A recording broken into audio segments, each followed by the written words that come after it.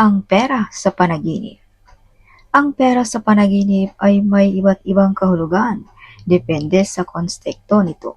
Sa pangkalahatan, ito ay maaaring sumisimbolo ng kapayapaan, kayamanan, kaunlaran, pagpapahalaga sa sarili, tagumpay, o tiwala sa sarili. Narito ang ilang mga positibong interpretasyon. Mga positibong kahulugan.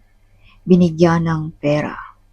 Maaari itong magpahiwatig ng pagmamalasakit at kabutihan ng iba sa iyo o pagtanggap ng tulong sa panahon ng pangangailangan. Ang pagtanggap ng barya ay maaring mga hulugan ng biyaya o suporta. Maraming pera sa wallet. Sumisimbolo ito ng kasaganaan, kaginhawaan at magandang oportunidad o swerte na darating. Maaari rin itong mga hulugan ng magkakaroon ng sapat na salapi para sa pang-araw-araw at pangangailangan. Nakapulot ng pera. Maaaring magpahiwatig ito ng gantimpala o tagumpay mula sa iyong mga pagsisikap. Ang paghawak ng maraming barya ay maaaring mga hulugan ng pag-unlad sa pinansyal. Mga negatibong kahulugan. Ninakaw ang barya. Ito ay maaaring magpahiwatig ng kakulangan o problema sa pinansyal.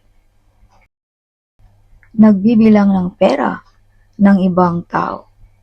Maaaring magpahiwatig ito ng kawalan ng kapanatagan tungkol sa iyong sariling mga layunin at napalampas na mga pagkakataon. Peking pera. Nagmumungkahi ito ng kawalan ng tiwala at problemadong relasyon sa iyong kapaligiran. Mahalagang tandaan na ang mga kahulugang ito ay pangkalahatan at maaaring magkaiba depende sa personal na karanasan at damdamin ng nanaginip.